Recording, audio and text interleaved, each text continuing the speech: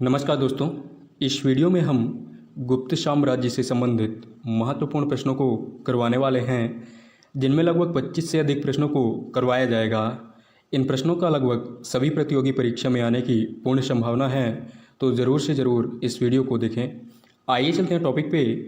पहला प्रश्न है, गुप्त साम्राज्य की स्थापना किसके द्वारा की गई थी? तो गुप्त साम्राज्य की स्थापना श्रीगुप्त के द्वारा की गई थी। श्रीगुप्त का कार्यकाल या शासनकाल 240 ईस्वी से 280 ईस्वी तक था। श्रीगुप्त ने महाराज की उपाधि धारण की थी। अगला प्रश्न है, श्रीगुप्त के द्वारा अपना उत्तराधिकारी किसे बनाया गया था? तो दोस्तों, श्रीगुप्त ने अपना उत्तराधिकारी घटोत्कच गुप्त को बनाया था। अगला प्रश्न है, गुप्त साम्राज्य के किस शासक ने महाराजाधिराज की उपाधि धारण की थी? तो गुप्त साम्राज्य के शासक चंद्रगुप्त प्रथम ने महाराजाधिराज की उपाधि धारण की थी। चंद्रगुप्त प्रथम ने लिच्छवी राजकुमारी कुमार देवी से विवाह किया था। अगला प्रश्न है, गुप्त साम्राज्य के किस शासक के द्वारा सर्वप्रथम चांदी के सिक्के चलवाए गए थे? तो चंद्रगुप्त प्रथम के द्वारा सर्वप्रथम चांदी के सिक्के चलवाए गए थे।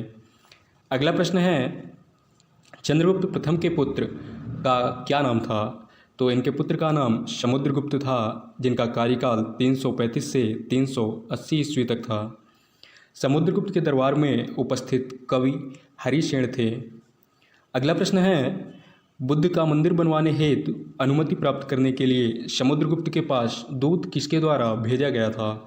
तो बुद्ध का मंदिर बनवाने के लिए समुद्रगुप्त से अनुमति प्राप्त करने हेतु श्रीलंका के राजा मेघवर्मन ने दूत भेजा था। समुद्रगुप्त को अपनी बहादुरी और युद्ध कौशल के कारण भारत का नेपोलियन भी कहा जाता है। अगला प्रश्न है, चंद्रगुप्त द्वितीय ने अपनी पुत्री प्रभावती का विवाह किससे किया था? तो चंद्रगुप्त द्वितीय ने अपनी पुत्री प्रभावती का विवाह वाकाटक शासक रुद्र सिंह द्वितीय से किया था। अगला प्रश्न है, विक्रमादित्य की उपाधि किसके द्वारा धारण की गई थी? तो विक्रमादित्य की उपाधि चंद्रगुप्त द्वितीय ने धारण की थी। चंद्रगुप्त द्वितीय ने उज्जैन को अपनी दूसरी राजधानी बनाया था। अगला प्रश्न है, चीनी यात्री फाहियान किसके शासनकाल में भारत आया था? तो दोस्तों, चीनी यात्री फाहियान चंद्रगुप्त द्वितीय के शासनकाल में भारत में आया था। अगला प्रश्न है, कालिदास व अमर सिंह जैसे बड़े विद्वान किस गुप्त शासक के दरबार में उपस्थित थे? तो दोस्तों, कालिदास व अमर सिंह जैसे विद्वान चंद्रगुप्त द्वितीय के शासनकाल में उनके दरबार में उपस्थित थे। अगला प्रश्न है, चंद्रगुप्त द्वितीय के पुत्र व उत्तराधिकारी का नाम क्या था? तो चंद्रगुप्त द्वितीय के पुत्र व उत्तराधिकारी का नाम कुमारगुप्त था। कुमारगुप्त ने श्री महेंद्र व महेंद्रादित्य जैसी उपाधि धारण की थी। अगला प्रश्न है, कुमारगुप्त के पुत्र का क्या नाम था? तो दोस्तों, कुमारगुप्त के पुत्र का नाम स्कंदगुप्त था। इसके द्वारा शक्रादित्य की उपाधि धारण की गई थी, यानी कि स्कंदगुप्त ने शक्रादित्य की उपाधि से खुद को धारण किया था। अगला प्रश्न है, हुणों का आक्रमण किस गुप्त शासक के शासनकाल में हुआ था? तो हुणों ने स्कंदगुप्त के शासनकाल में आक्रमण किया था। अगला प्रश्न है, सर्वाधिक स्वर्ण सिक्के किस वंश के शासकों के द्वारा चलवाए गए थे? तो दोस्तों, सर्वाधिक स्वर्ण सिक्के गुप्त शासकों के द्वारा ही चलवाए गए थे। अगला प्रश्न है, गुप्त काल में सेना के सर्वोच्च अधिकारी को किस नाम से जाना जाता था? तो दोस्तों, गुप्त काल में महासेनापति के नाम से सेना के सर्वोच्च अधिकारी को बुलाया जाता था या कहा जाता था। इसके अलावा युद्ध और शांति का प्रधान महासंधि विग्राहक के नाम से जाना जाता था तथा अभिलेख विभाग के प्रधान को महाअक्षपटलिक के नाम से जाना जाता था तथा दान विभाग का प्रधान अग्रहारिक कहलाता था। न्यायाधीश महादंडनायक तथा पुलिस विभाग का सर्वोच्च अधिकारी दंडपाशिक कहलाता था तथा शिक्षा अधिकारी विनय स्थित स्थापक के नाम से जाना जाता था।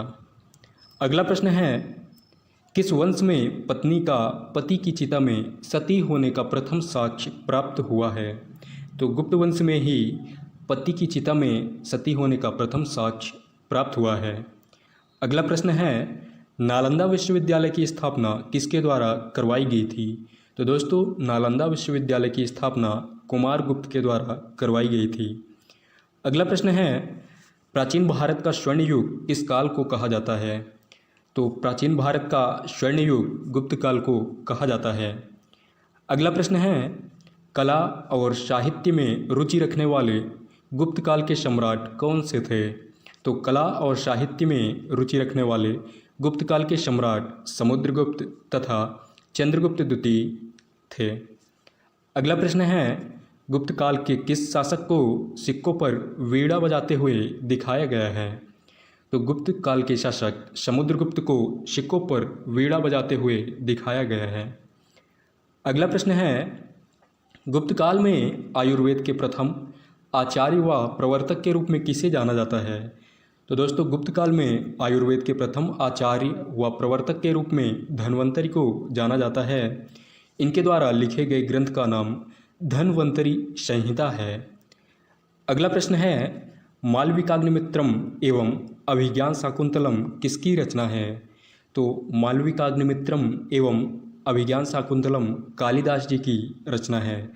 इसके अलावा कालिदास के द्वारा विक्रमोर्वशीयम, कुमारसंभवम, रघुवंशम, मेघदूतम तथा ऋतुसंहारम जैसी रचनाएं लिखी गई हैं। अगला प्रश्न है, पंचतंत्र की रचना किसके द्वारा की गई है? तो पंचतंत्र की रचना विष्णु शर्मा के द्वारा की गई है।